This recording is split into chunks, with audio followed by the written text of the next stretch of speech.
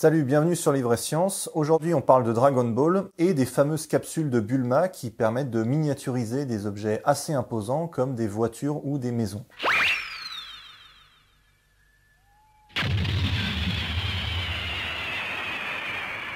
Et voilà, pas mal, non? Ok, on va s'amuser un peu, on va voir si c'est possible de comprimer une maison entière dans une petite capsule. Et on va voir, ça va nous amener à parler des étoiles et de mécanique quantique.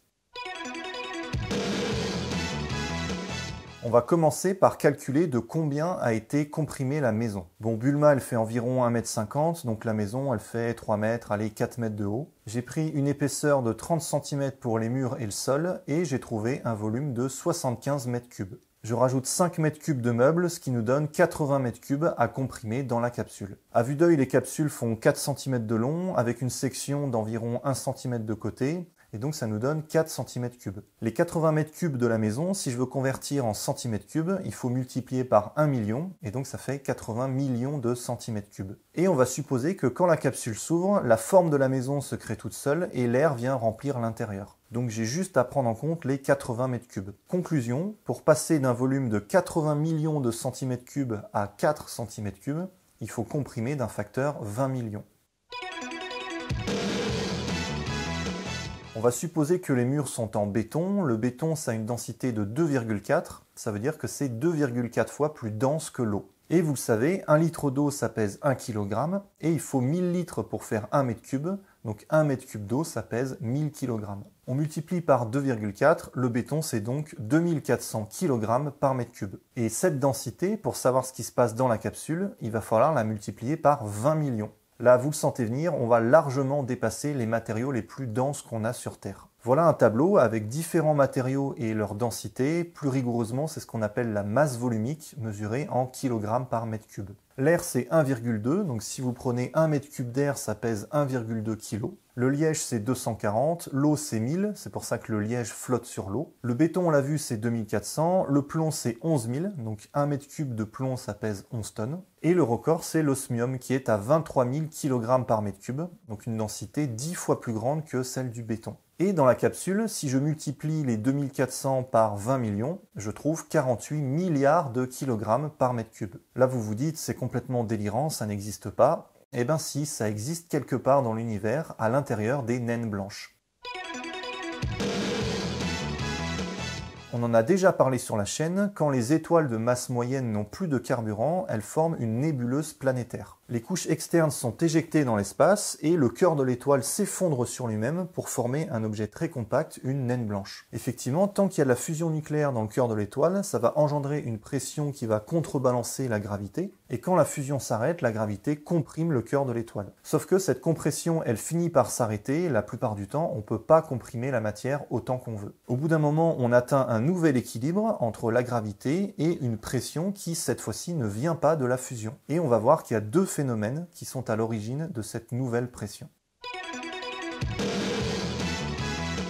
Quand le cœur de l'étoile se comprime, toute l'énergie du système va se retrouver dans un petit volume. Et donc la température va augmenter énormément. Au niveau microscopique, ça veut dire que les atomes vont à très grande vitesse. C'est vrai pour les naines blanches, et ça va être vrai aussi à l'intérieur de la capsule. Plus il fait chaud et plus les molécules vont vite, et donc plus elles vont taper fort sur la paroi, et ça se traduit par une augmentation de la pression. Si vous augmentez la température, vous allez aussi augmenter la pression. On appelle ça une pression thermique, et c'est cette pression thermique qui va venir s'opposer à l'effondrement gravitationnel. Si on comprime une maison dans une capsule, il va y avoir une énorme augmentation de la température, et ça pose problème parce que ça va faire fondre le béton, et donc on va perdre les informations sur la structure de la maison. Donc on va faire une hypothèse, on va supposer qu'il y a un mécanisme dans la capsule qui absorbe cette énorme énergie et qui la libère une fois qu'on ouvre. Et d'ailleurs, quand Bulma lance la capsule, on voit effectivement une explosion. C'est cohérent avec une libération d'énergie. Voilà, si on a un mécanisme caché à l'intérieur de la capsule qui absorbe l'énergie, on peut comprimer comme on veut sans se soucier des questions de température.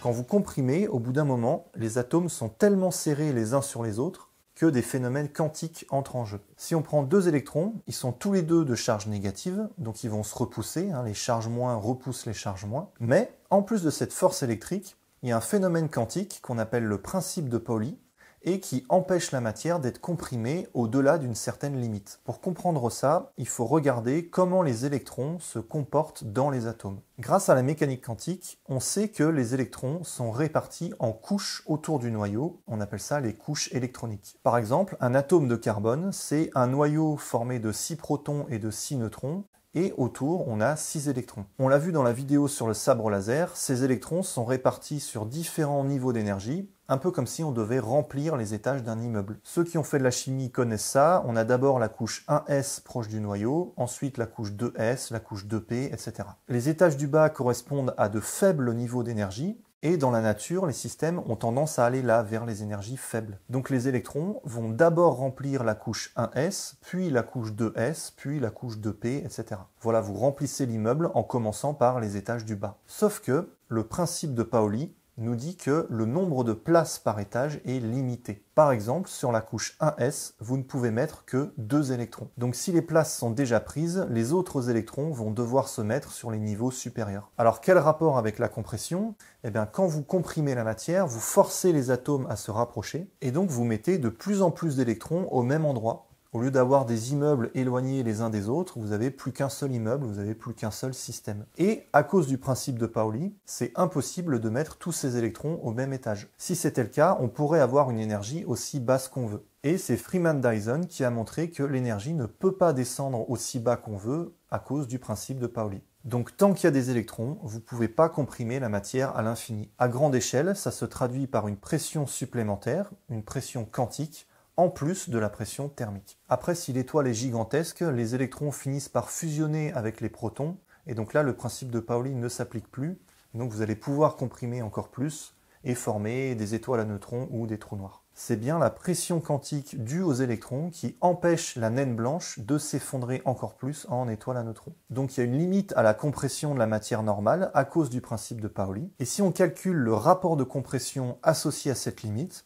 on trouve à peu près le résultat qu'on a eu pour la maison enfermée dans la capsule. Conclusion, en respectant le principe de Pauli, comprimer une maison dans une capsule qui tient dans la main, c'est physiquement possible.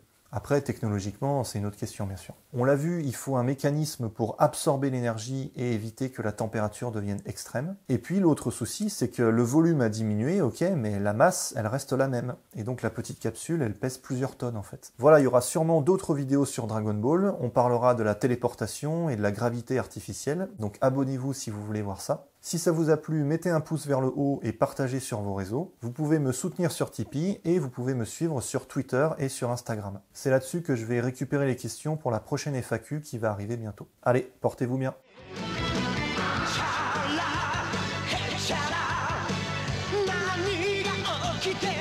Hey,